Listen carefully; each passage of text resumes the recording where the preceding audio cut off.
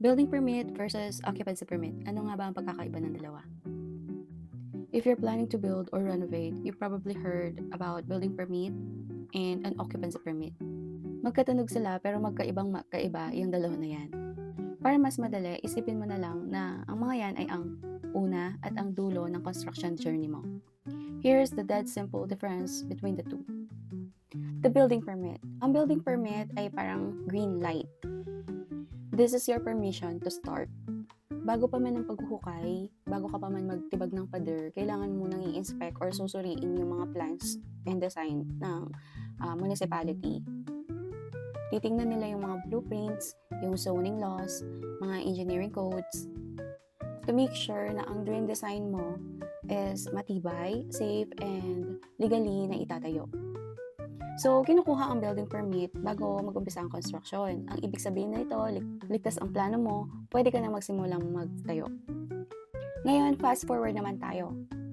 After a few months, nandun ka na sa end ng construction, tapos na yung construction, pwede na bang maglipat ng bahay or mga gamit sa bahay? The answer is not yet. Diyan papasok ang occupancy permit. Para saan naman ang occupancy permit? Always remember na hindi porke tapos na ang construction, basta na lang tayo makakalipat sa structure. Kailangan muna itong dumaan sa occupancy permit para makapag-provide sila ng certificate of occupancy bago matirahan ng bahay. Bakit?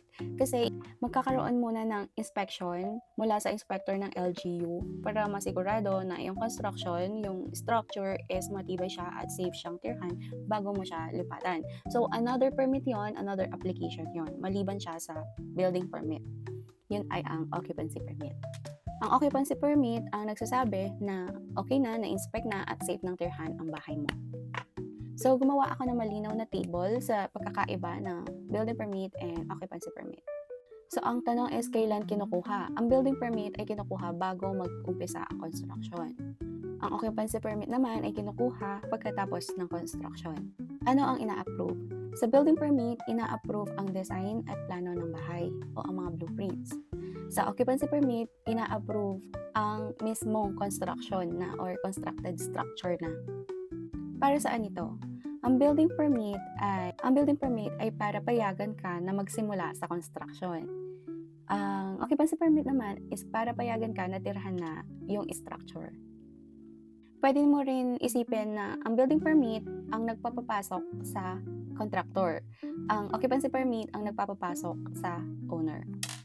Reminder lang na ang dalawang ito ay hindi nyo dapat i-skip sa inyong construction journey dahil it's either magmumulta kayo kapag hindi nyo ito in-applyan or magkakaroon ng investigation at maaaring ma-demolish ang mga na-construct na ninyo.